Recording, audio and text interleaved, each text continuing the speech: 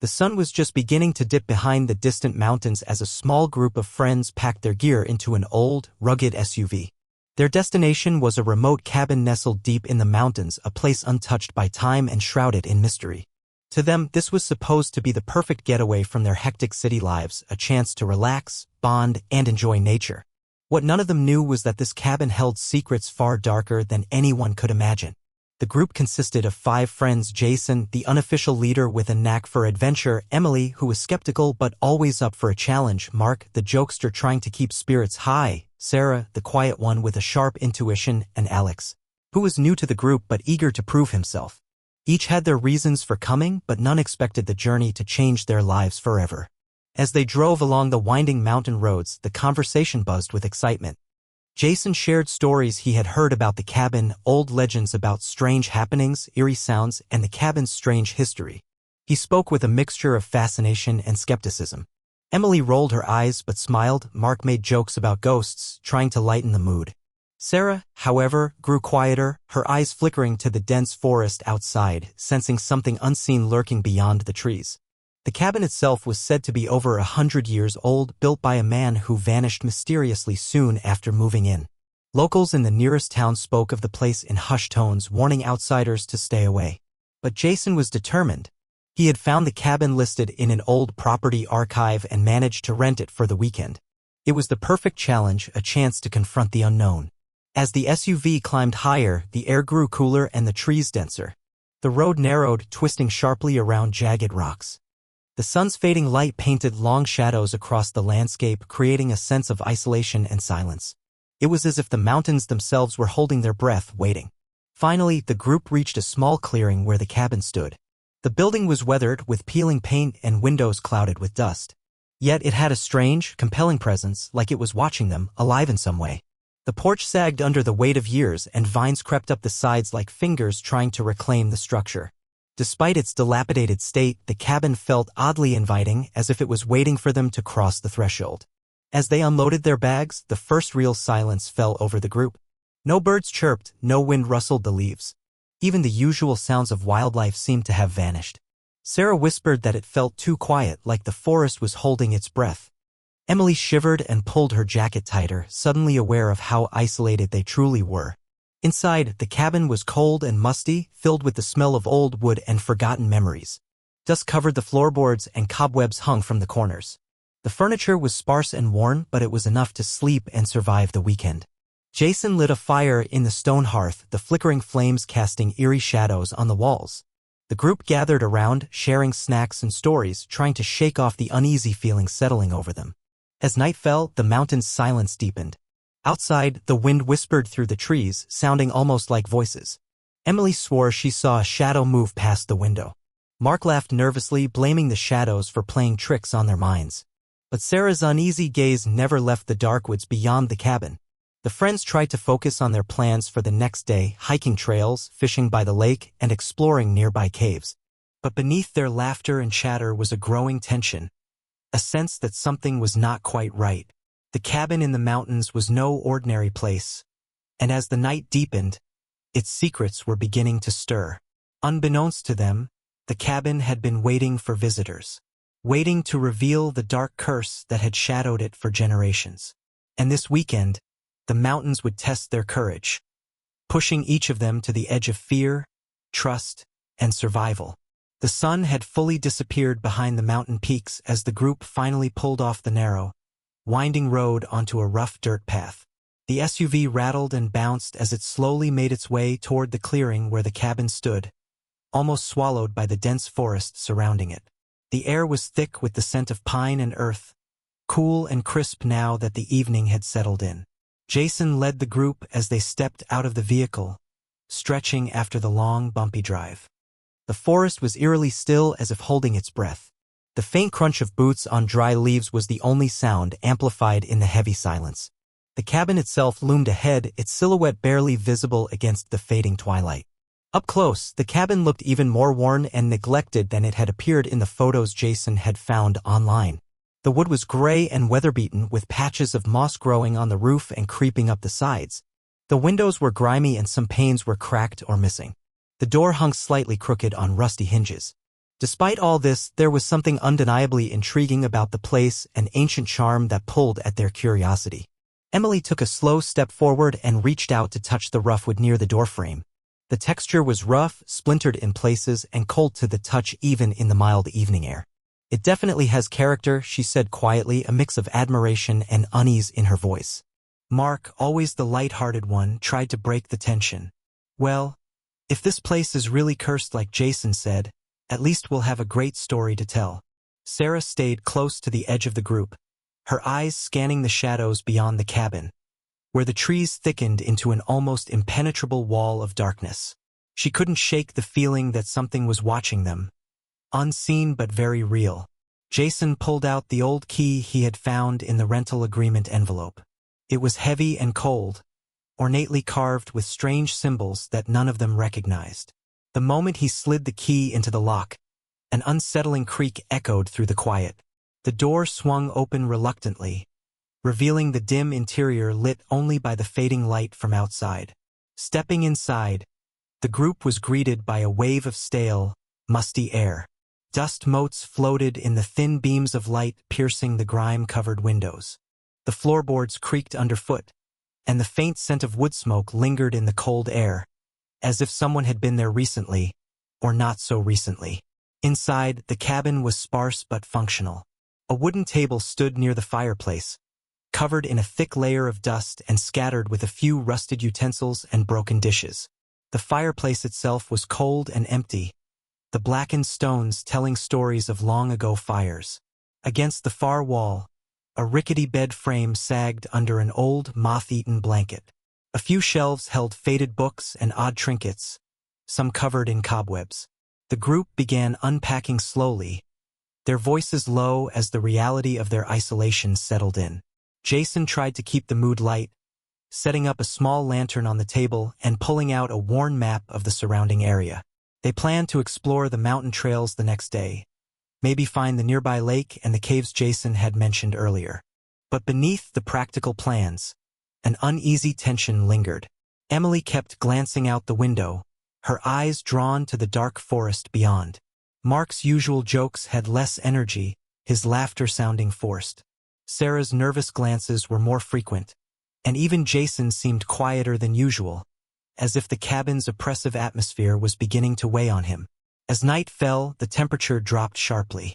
The friends gathered around the fireplace, now lit with dry wood Jason had found stacked outside. The flickering flames cast dancing shadows on the walls, making the cabin feel both cozy and sinister at the same time. While they ate a simple meal, Jason recounted some of the strange stories he'd heard about the cabin. Tales of people who had stayed and never returned, odd disappearances, and unexplained noises in the night. Some dismissed these as local legends or ghost stories, but there was an undeniable edge of truth in Jason's tone. Emily shivered and pulled her jacket tighter. "I don't like this place. It feels wrong." Mark tried to laugh again, but his eyes betrayed his unease. "Come on, it's just a cabin. Old, sure, but nothing that can hurt us." Sarah remained quiet, but her expression was grim.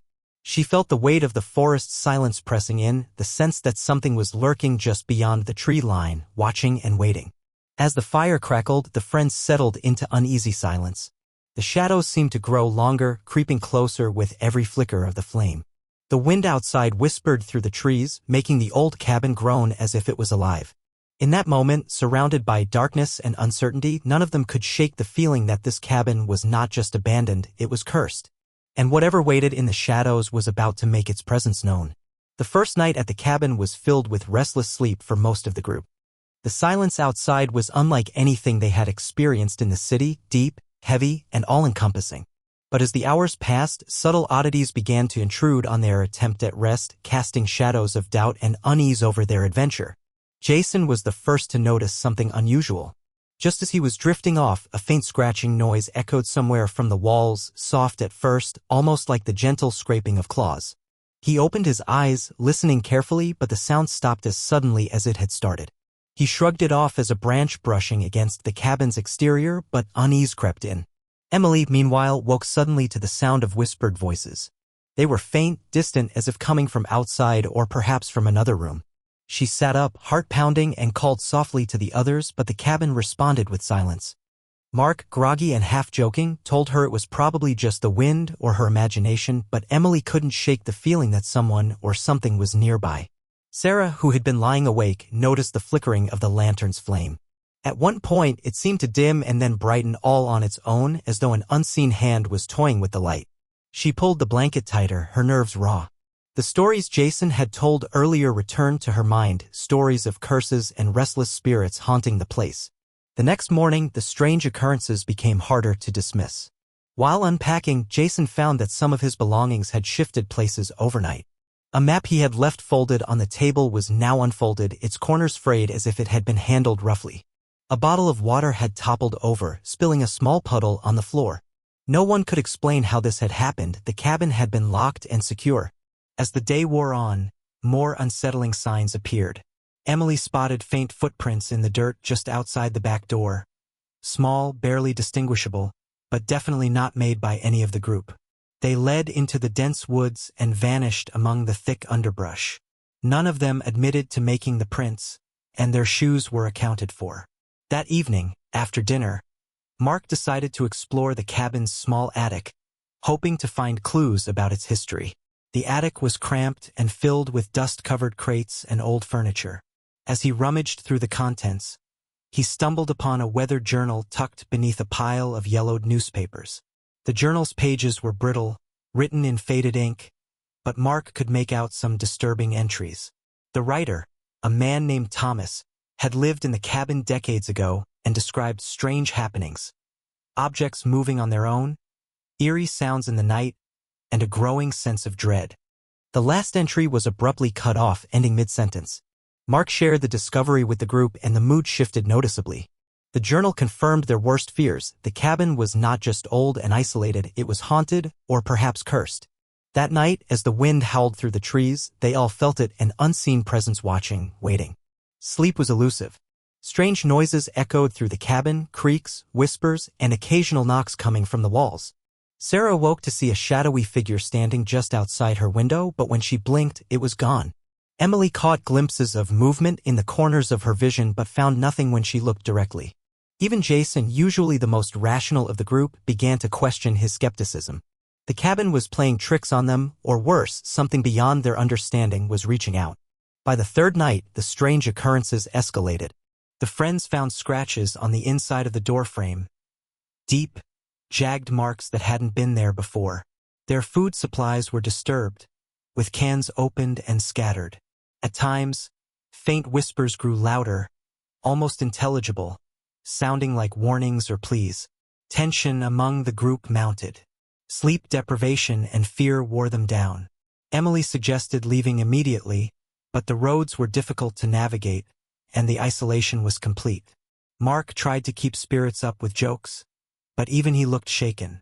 In those first strange nights, the cabin revealed its true nature. A place caught between the living and the dead, where time and reality blurred. The curse was no longer just a story. It was alive and it was coming for them. The weight of the strange occurrences pressed heavily on the group. With every passing hour, the cabin seemed less like a retreat and more like a trap. Despite their growing fear, Jason insisted they try to understand what they were dealing with. The discovery of the old journal had been a turning point. It hinted at a terrible secret buried in the cabin's past. That afternoon, Jason suggested they carefully examine the attic once more. This time, they brought flashlights and a camera to document anything unusual. The dusty space was cramped and shadowy, filled with old crates and forgotten belongings. As they sifted through the piles of relics, Emily's flashlight flickered on a strange object partially hidden beneath an old blanket, a carved wooden box covered in unfamiliar symbols. The box was locked, but the carvings matched the strange key Jason had used to open the front door. With trembling hands, Jason inserted the key into the box's lock. The lid creaked open, revealing yellowed papers, brittle photographs, and a thin leather-bound book. The leather book was a diary written in careful, deliberate script by a man named Thomas, the same name found in the journal. The diary chronicled Thomas's time at the cabin many decades earlier, revealing a chilling story. Thomas had been a man desperate to escape his past. He had sought solace in the mountains but soon realized the cabin was anything but a refuge.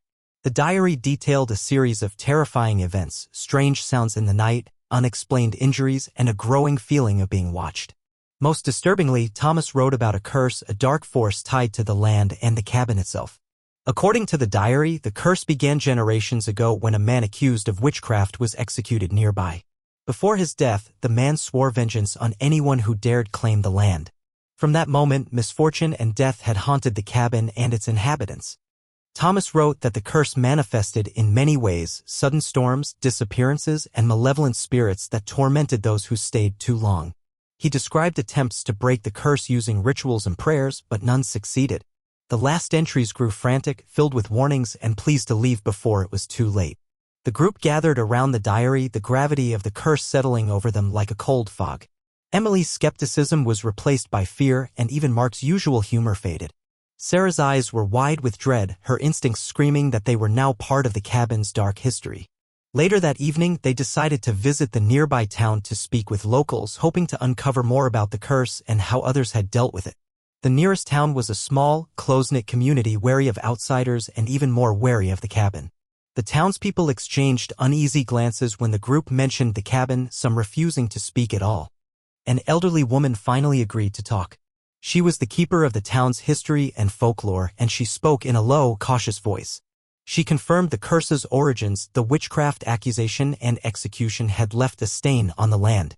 She warned the friends that many who ventured to the cabin never returned, their fates unknown.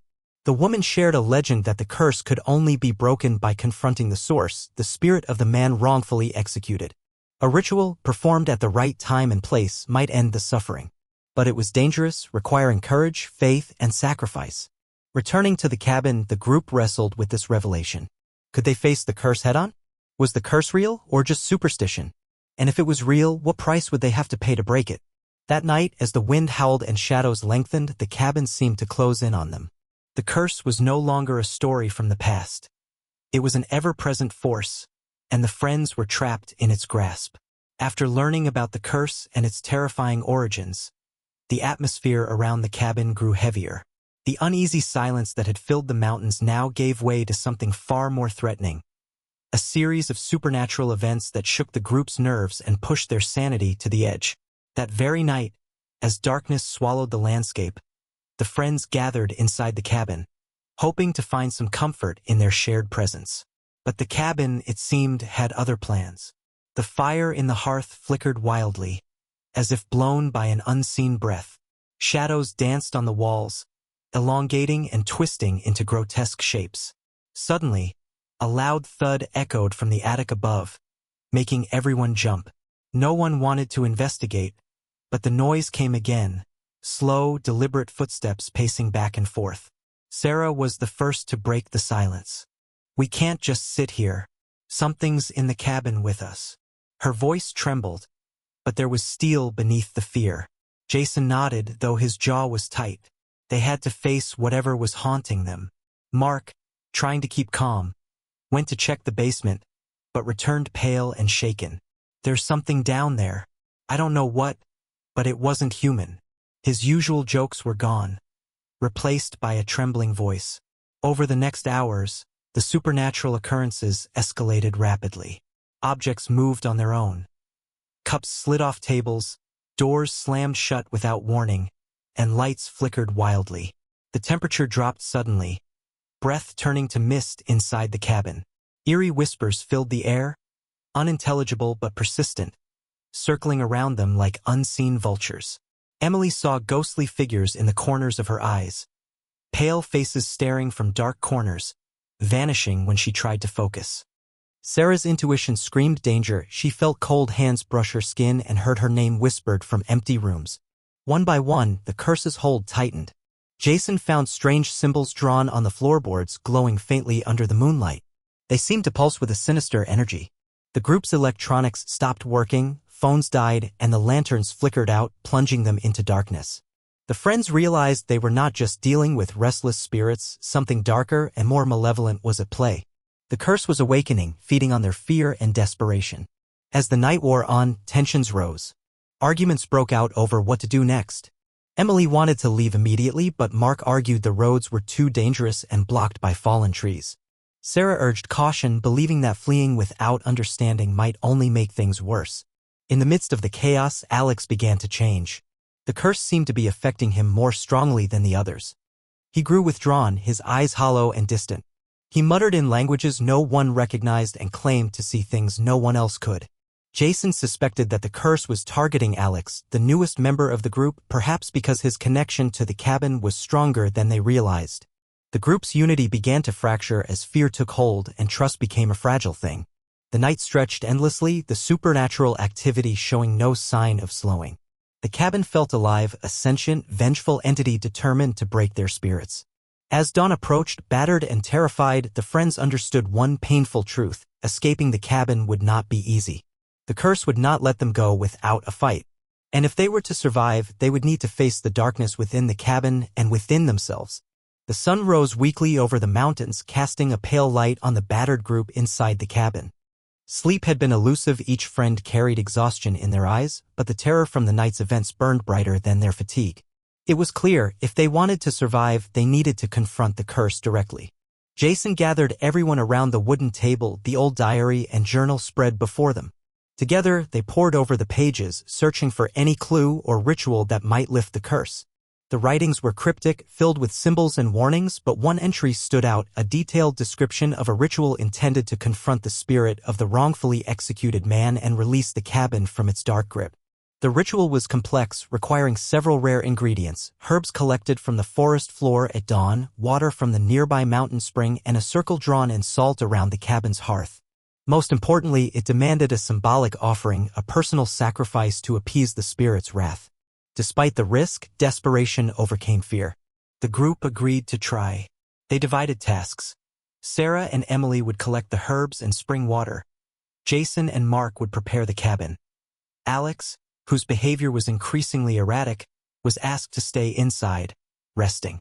As Sarah and Emily moved cautiously through the forest, the weight of the task settled in. The trees seemed to close in around them, shadows shifting in unnatural ways. Every rustle of leaves or snap of a twig heightened their anxiety, but they pressed on, gathering the herbs specified in the diary: mugwort, sage, and nightshade, plants known in folklore for their protective properties. Meanwhile, back at the cabin, Jason and Mark swept salt meticulously along the floor, forming the protective circle. The cabin felt charged with tension as the ritual began to take shape. Jason's hands trembled as he lit candles placed at the four corners of the room, their flames flickering wildly as if in protest. When Sarah and Emily returned with the ingredients, the group gathered around the hearth. The ritual demanded that they speak aloud the words from the diary, an invocation meant to call forth the spirit and offer peace. As Jason began the chant, the cabin responded. The temperature dropped sharply, the flames flickered, casting twisted shadows that seemed to come alive. A cold wind swept through the room, extinguishing candles and rattling the windows. Suddenly, a chilling presence filled the space. The spirit of the wronged man appeared, a translucent figure with hollow eyes and a face etched with centuries of pain and anger.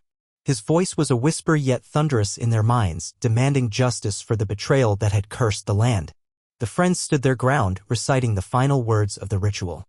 They offered the symbolic sacrifice, a cherished keepsake from each, placed inside the salt circle as a token of respect and plea for forgiveness. The spirit's anger seemed to waver. For a tense moment, silence reigned. Then the figure slowly nodded, a look of sorrow replacing rage. The air lightened, the oppressive weight began to lift. But the ritual was not without cost. Alex, who had remained inside, suddenly collapsed, pale and weak. His connection to the curse had been deep, breaking the spirit's hold had drained his life force. The group rushed to his side, realizing that survival came with sacrifice. As dawn broke over the mountains, the cabin seemed to breathe again, this time with peace rather than menace. The curse was broken, or at least quelled.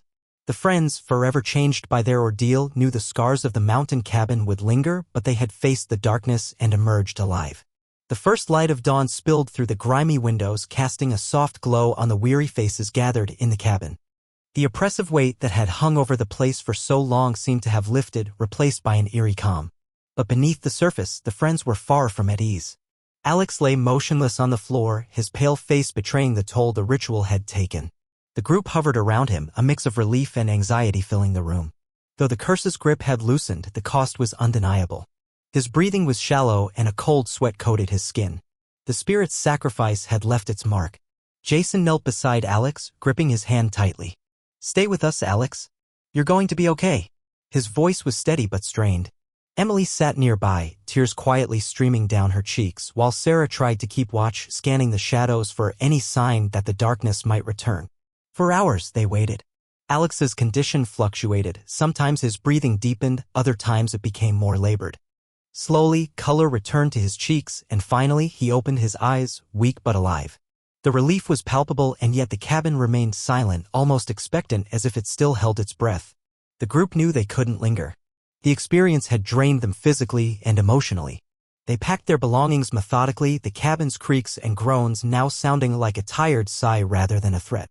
Before leaving, Jason took one last look around, his eyes falling on the symbols etched on the floor. The salt circle had been disturbed, the protective herbs scattered. The cabin, though quieter, still held its secrets. The curse might have been broken, but its memory lingered like a shadow in the corners. Outside, the forest seemed less menacing. The morning air was fresh, carrying the scent of pine and damp earth. The mountain peaks stood majestic against the clear sky, silent witnesses to the ordeal. As they drove away, the group remained quiet, each lost in thought. The cabin was behind them now, but the experience had changed them irrevocably. Bonds were strengthened by shared fear and survival, but unspoken questions lingered about what truly haunted the mountains and whether the curse might ever return. Back in town, they sought medical help for Alex and shared their story with a few trusted locals who listened with a mix of skepticism and sympathy. The legend of the cursed cabin was no longer just a tale to them, it was a lived nightmare. In the weeks that followed, strange things continued to happen. Objects moved on their own, shadows flickered in empty rooms, and the friends felt an unshakable presence watching them, even miles from the cabin. It was as if the curse, though broken at the source, had left a lingering mark on their lives. Despite the trauma, they found solace in each other and vowed never to return. The mountains had claimed their innocence, but also their courage. Leaving the cabin behind, the friends drove down the winding mountain road, the landscape slowly unfolding into familiar territory. Yet none of them could shake the lingering unease, the feeling that something unseen trailed them, a shadow that refused to fade. Their journey away from the cabin was slow and tense. Every creak of the car, every rustle in the trees, seemed amplified. Emily stared out the window, her mind replaying the nightmare, the whispers, the shadowy figures, the relentless sense of being watched. It felt surreal, like a bad dream that refused to end. As they reached the edge of the forest, a strange sensation washed over them, relief mixed with a deep, inexplicable sorrow. The mountains held secrets, ancient and dark, that were not meant to be disturbed. Their experience was a harsh reminder that some places carry wounds that time cannot heal. Once home, the friends struggled to return to normal life. Sleep was elusive, nightmares plagued their nights, blurring the line between past and present. Alex's health slowly improved, but the shadows seemed to cling to him the most. His once bright eyes now carried a haunted look, as if a part of the curse still lived within. Their relationships shifted, some became closer, bonded by survival, while others drifted apart, unable to process the trauma. Conversations about the cabin were often met with silence or disbelief from outsiders, leaving the friends isolated in their shared ordeal. Jason found himself obsessively researching local legends, desperate to understand if the curse was truly gone or if it might someday return. Sarah began practicing meditation and protective rituals, hoping to shield herself from lingering darkness. Emily took to writing, chronicling their story as both therapy and warning. Despite the passage of time, the curse's imprint remained. The friends sensed it in quiet moments, a flicker of movement in the corner of their eyes, a whisper carried on the wind. They understood now that some curses do not simply vanish, they evolve, adapt, and sometimes pass silently between generations. The cabin in the mountains, once a place of adventure and escape, had become a symbol of fear and endurance. It taught them that courage isn't the absence of fear, but the will to face it. Though the mountains lay far behind, their shadows stretched long into the future, reminding the friends that some doors, once opened, can never be fully closed. 25.